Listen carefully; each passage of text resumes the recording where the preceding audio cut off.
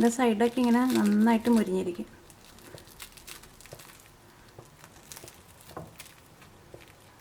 ഇത് നമുക്ക് നല്ല ക്രിസ്പി ആയിട്ടുള്ള ദോശ ഉണ്ടാക്കുന്നത് എങ്ങനെ നോക്കാം. ഈ ക്രിസ്പി ആയിട്ടുള്ള ദോശ ഉണ്ടാക്കാൻ വേണ്ടിയിട്ട് കുറച്ച് ടിപ്സ് ഉണ്ട്, അത് ഞാൻ നിങ്ങൾക്ക് പറഞ്ഞുതരാം. അപ്പോൾ ഈ ദോശ ഉണ്ടാക്കാൻ വേണ്ടിയിട്ട് ഇഡ്ഡലി റൈസും വേണം, ഉഴുന്നും വേണം, ഉലുവയും വേണം. ഞാനിവിടെ 1.5 കപ്പ് ഇഡ്ഡലി റൈസാണ് എടുത്തേക്കുന്നത്. 1.5 കപ്പ് ഇഡ്ഡലി റൈസ് എടുക്കുമ്പോൾ അതിൻ്റെ പകുതി എടുക്കണം ഉഴുന്ന്. ഉഴുന്ന് ഞാനിവിടെ 3/4 കപ്പ് എടുത്തിട്ടുണ്ട്. പിന്നെ 3/4 ടീസ്പൂൺ ഉലുവയും വേണം. ഈ അരിയും ഉഴുന്നും കൂട്ടിയിട്ട് ഏറ്റവും ആദ്യം നന്നായിട്ട് കഴുകണം. അത് കഴിഞ്ഞിട്ട് നിങ്ങൾക്ക് വേണമെന്നുണ്ടെങ്കിൽ രണ്ടും കൂടിയിട്ട് ഒരുമിച്ച് കുതിർത്താൻ വേണ്ടിയിട്ട് വെക്കാം. അതെന്തുകൊണ്ടാന്ന് വെച്ചിട്ടുണ്ടെങ്കിൽ ദോശയ്ക്ക് നിങ്ങൾ മാവ് അരയ്ക്കുമ്പോൾ മാവ് നല്ല പേസ്റ്റ് പോലെ അരഞ്ഞു കിട്ടണം. പക്ഷേ ഇഡ്ഡലിക്ക് അരിയും ഉഴുന്നും കുതിർത്താൻ വേണ്ടിയിട്ട് വെക്കുമ്പോൾ രണ്ടും സെപ്പറേറ്റ് വെക്കണം. അതിൻ്റെ കാരണം എന്താണെന്ന് വെച്ചിട്ടുണ്ടെങ്കിൽ ഇഡ്ഡലി ഉണ്ടാക്കുമ്പോൾ അരി നല്ല പേസ്റ്റ് പോലെ അരഞ്ഞു പോകരുത്. നല്ല സോഫ്റ്റ് ആയിട്ട് ഇഡ്ഡലി ഉണ്ടാക്കുന്ന വീഡിയോ ഞാൻ നേരത്തെ തന്നെ അപ്ലോഡ് ചെയ്തിട്ടുണ്ട്. അപ്പോൾ ദോശയ്ക്ക് അരിയും ഉഴുന്നും കൂടിയിട്ട് ഒരുമിച്ച് കുതിർത്താൻ വെച്ചാലും കുഴപ്പമില്ല. അപ്പോൾ നമുക്ക് നോക്കാം ഇതെങ്ങനെ നല്ല ക്രിസ്പി ആയിട്ടുള്ള ദോശയാക്കാന്ന്. ഞാനിവിടെ 1.5 കപ്പ് ഇഡ്ഡലി റൈസും പിന്നെ 3/4 കപ്പ് ഉഴുന്നും 3/4 ടീസ്പൂൺ ഉലുവയും കൂടിയിട്ട് വെള്ളത്തിലിട്ടിട്ട് കുതിർത്തിയെടുത്തിട്ടുണ്ട്. അതൊരു 2 മണിക്കൂർ വെള്ളത്തിലിട്ടാൽ മതി. അപ്പോൾ അത് അരിയും ഉഴുന്നും ഉലുവയും നല്ല സോഫ്റ്റായിട്ട് കിട്ടും. ഇനി ഇത് മിക്സിയിലിട്ടിട്ട് നല്ല പേസ്റ്റ് പോലെ അരച്ചിട്ടെടുക്കുക.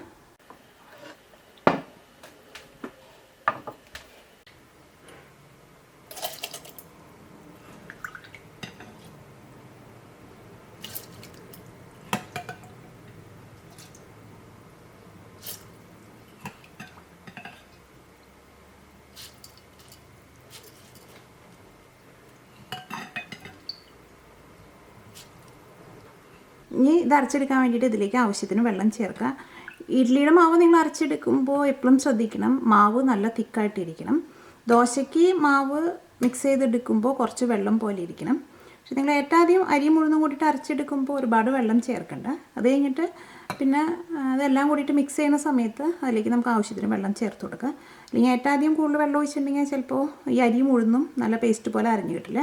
പിന്നെ ഇതിലേക്ക് നിങ്ങൾ ചേർക്കണ വെള്ളം ഈ അരിയും ഉഴുന്നും കൂടിയിട്ട് കുതിർത്താൻ വേണ്ടിയിട്ട് വെച്ചേക്കണ വെള്ളം തന്നെ ചേർക്കുക. അതുകൊണ്ട് നിങ്ങൾ ഏറ്റവും ആദ്യം അരിയും ഉഴുന്നും കുതിർത്താൻ വേണ്ടിയിട്ട് വെക്കുമ്പോൾ ഏറ്റവും ആദ്യം നന്നായിട്ട് കഴുകിയിട്ട് വേണം കുതിർത്താൻ വേണ്ടിയിട്ട് വെക്കാൻ വേണ്ടിയിട്ട്. അതിലേക്ക് ആവശ്യത്തിന് വെള്ളം ചേർക്കുക.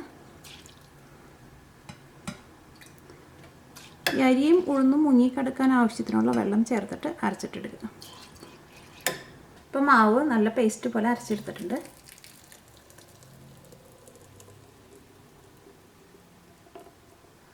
ഇനി ബാക്കിയുള്ളതും ഇതേപോലെ തന്നെ അരച്ചിട്ടെടുക്കുക. ദോശയ്ക്കുള്ള മാവ് നല്ല പേസ്റ്റ് പോലെ അരച്ചെടുത്തിട്ടുണ്ട്. ഇപ്പോൾ ഈ മാവ് കുറച്ച് തിക്കായിട്ടാണ് ഇരിക്കുന്നത്. ഇതിലേക്ക് കുറച്ചും കൂടി വെള്ളം ചേർത്തിട്ട് ഈ മാവ് ഒന്ന് ലൂസാക്കിയിട്ടെടുക്കണം. അപ്പോൾ നിങ്ങൾ ഇഡ്ഡലിക്ക് നിങ്ങൾ മാവ് അരച്ചെടുക്കുമ്പോൾ ഇതേപോലെ കുറച്ച് തിക്കായിട്ട് വേണം അരച്ചെടുക്കാൻ വേണ്ടിയിട്ട്. അല്ലെങ്കിൽ ഇഡ്ഡലി തട്ടിലേക്ക് അത് കോരി ഒഴിക്കുമ്പോൾ അതിന് ആകെ വെള്ളം പോലെ ഇരിക്കും, ഇഡ്ഡലി കറക്റ്റായിട്ട് വരില്ല. പക്ഷേ ദോശയ്ക്ക് മാവ് അരയ്ക്കുമ്പോൾ കുറച്ച് വെള്ളം പോലെ ഇരിക്കണം. അപ്പോൾ ഇതിലേക്ക് കുറച്ച് വെള്ളം കൂടിയും ചേർക്കാം.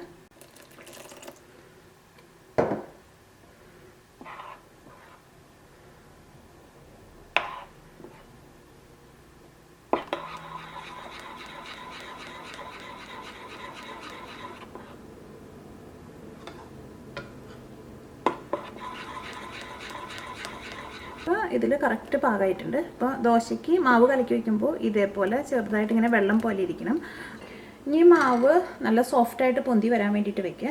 നല്ല ചൂടുള്ള സ്ഥലത്തേക്കാണെങ്കിൽ ഇപ്പോൾ തലേ ദിവസം അരച്ച് വെച്ചിട്ടുണ്ടെങ്കിൽ നേരം വെളുക്കുമ്പോഴേക്കും മാവ് നന്നായിട്ട് പൊന്തി പുളിച്ച് വന്നിട്ടുണ്ടാവും.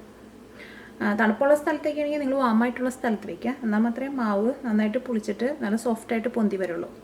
പിന്നെ ഇഡ്ഡലിക്ക് നിങ്ങൾ മാവ് അരച്ചിട്ട് ഇതേപോലെ സോഫ്റ്റ് ആവാൻ വേണ്ടിയിട്ട് വെക്കുമ്പോൾ ഇഡ്ഡലി മാവ് അധികം പുളിക്കരുത്.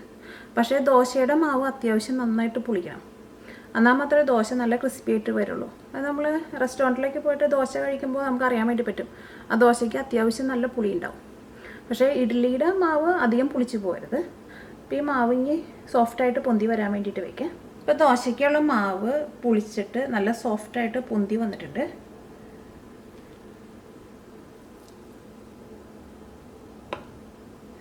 ഇതിലേക്ക് ആവശ്യത്തിന് ഉപ്പ് ചേർക്കുക. നേരത്തെ തന്നെ ഉപ്പ് ചേർത്തിട്ട് വെക്കേണ്ട, മാവ് ഇതേപോലെ പുളിച്ച് വന്നു കഴിഞ്ഞിട്ട് ഉപ്പ് ചേർത്താൽ മതി.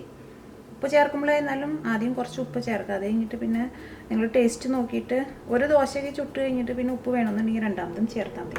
അല്ലെങ്കിൽ ഈ മാവ് നന്നായിട്ട് പുളിച്ചിരിക്കുന്ന കാരണം നമ്മളതിൻ്റെ ടേസ്റ്റ് നോക്കിയാലും ചിലപ്പോൾ നമുക്ക് കറക്റ്റ് അറിയാൻ വേണ്ടിയിട്ട് പറ്റില്ല. മാവ് ഇതേപോലെ നന്നായിട്ട് പൊന്തി പുളിച്ച് വരാണ്ട് നിങ്ങൾ ദോശ ഉണ്ടാക്കരുത്. അങ്ങനെ ദോശ ഉണ്ടാക്കിയിട്ടുണ്ടെങ്കിൽ ദോശ നല്ല ക്രിസ്പി ആയിട്ട് വരില്ല. ഇനി ഇത് വെച്ചിട്ട് ദോശ ഉണ്ടാക്കാം. ഈ ബാക്കി വരുന്ന മാവ് നിങ്ങൾക്ക് ഫ്രിഡ്ജിലും എടുത്ത് വെക്കാം. മാവ് ഒരു 3-4 ദിവസം വരെയൊക്കെ നമുക്ക് ഫ്രിഡ്ജിൽ എടുത്ത് വെക്കാൻ വേണ്ടിയിട്ട് പറ്റും. അപ്പോൾ ഫ്രിഡ്ജിൽ നിങ്ങൾ എടുത്ത് വെക്കുമ്പോൾ ഉപ്പ് ചേർത്തിട്ട് വെക്കേണ്ട. നിങ്ങൾക്ക് ആവശ്യത്തിനുള്ള ബാറ്റർ മാത്രം എടുത്തിട്ട് ആവശ്യത്തിന് ഉപ്പ് ചേർത്തിട്ട് ഉണ്ടാക്കാം. ഇനി ഇത് വെച്ചിട്ട് നമുക്ക് ദോശ ഉണ്ടാക്കാം. ഇപ്പോൾ ദോശ ഉണ്ടാക്കാനുള്ള പാൻ നന്നായിട്ട് ചൂടായിട്ടുണ്ട്. നിങ്ങൾ ദോശ ഉണ്ടാക്കുമ്പോൾ പ്രത്യേകം ശ്രദ്ധിക്കണം, ഈ ദോശച്ചട്ടി നന്നായിട്ട് ചൂടായിട്ടിരിക്കണം. അത് നന്നായിട്ട് ചൂടായിട്ടുണ്ടോ എന്ന് അറിയാൻ വേണ്ടിയിട്ട് നിങ്ങൾ ഇതിലേക്ക് കുറച്ച് വെള്ളവും തെളിച്ചു കൊടുത്തു നോക്കുക. ഇതേപോലെ ഇങ്ങനെ നന്നായിട്ട് ഇങ്ങനെ ബബിൾസ് പോലെ വരണം. കാരണം ദോശച്ചട്ടി നന്നായിട്ട് ചൂടായിട്ടില്ലെങ്കിൽ ദോശ നല്ല ക്രിസ്പി ആയിട്ട് വരില്ല. ഇതിലേക്ക് നമുക്ക് മാവ് ഒഴിക്കാം. മാവ് ഒഴിച്ചിട്ട് സെൻറ്ററിൽ നിന്ന് തുടങ്ങിയിട്ട് നല്ല കനം കുറച്ചിട്ട് പരത്തി കൊണ്ടുവരണം.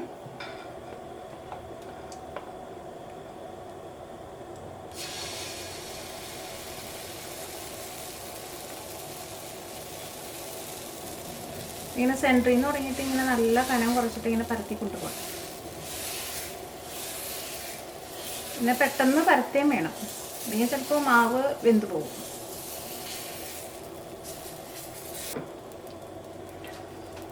അതിൻ്റെ മുകളിലേക്ക് കുറച്ച് നെയ്യ് ഒഴിച്ചു കൊടുക്കുക.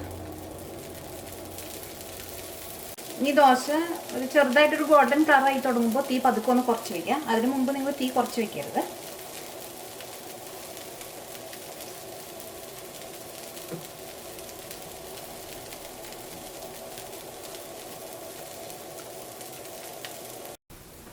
അപ്പോൾ ദോശ മൊരിഞ്ഞ് നല്ലൊരു ഗോൾഡൻ കളറായിട്ടുണ്ട്. ഇതേപോലെ മൊരിഞ്ഞ് നല്ലൊരു ഗോൾഡൻ കളറാവണം ദോശ. അപ്പോൾ ദോശ ഇങ്ങനെ ചെറുതായിട്ടൊരു ഗോൾഡൻ കളറായി തുടങ്ങുമ്പോൾ തീ പതുക്കെ ഒന്ന് കുറച്ച് വയ്ക്കുക. ആദ്യം തന്നെ തീ കുറച്ച് വയ്ക്കരുത്. ഈ ദോശേനെ ഫോൾഡ് ചെയ്യുക.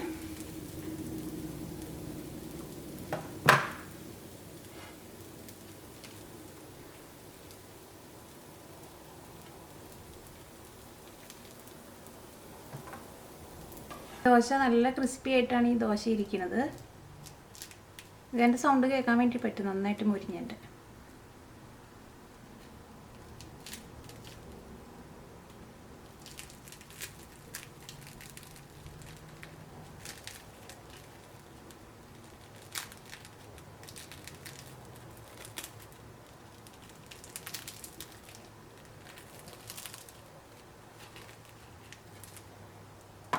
ഈ തുടയ്ക്കണം തുണിയുമ്പോൾ അല്ലെങ്കിൽ ഈ പേപ്പർ ടൗൺമേലും കുറച്ച് ഓയിൽ തേച്ചിട്ട് ഇത് ഇതേപോലെ ഒന്ന് നന്നായിട്ടൊന്ന് ഓരോ പ്രാവശ്യം ഉണ്ടാക്കി എടുക്കുമ്പോഴും ഇതേപോലെ ചട്ടി ഒന്ന് തുടച്ചിട്ടെടുക്കുക. പിന്നെ ഓരോ പ്രാവശ്യം മാവ് ഒഴിക്കുമ്പോഴും പ്രത്യേകം ശ്രദ്ധിക്കണം, ചട്ടി നന്നായിട്ട് ചൂടായിട്ട് തന്നെ ഇരിക്കണം.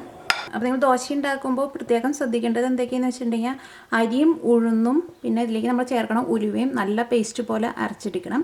പിന്നെ മാവ് ഒരുപാട് ടൈറ്റാക്കിയിട്ട് മാവ് എടുക്കരുത്. ഇഡ്ഡലിക്ക് അരയ്ക്കുമ്പോൾ മാവ് കുറച്ച് ടൈറ്റായിട്ടിരിക്കണം, പക്ഷേ ദോശയ്ക്ക് അരച്ചെടുക്കുമ്പോൾ മാവ് കുറച്ച് വെള്ളം പോലെ ഇരിക്കണം.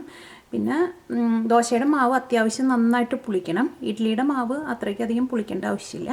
പിന്നെ ദോശച്ചട്ടിയിലേക്ക് നിങ്ങൾ മാവ് ഒഴിക്കുമ്പോൾ പാൻ നന്നായിട്ട് ചൂടായിട്ടിരിക്കണം.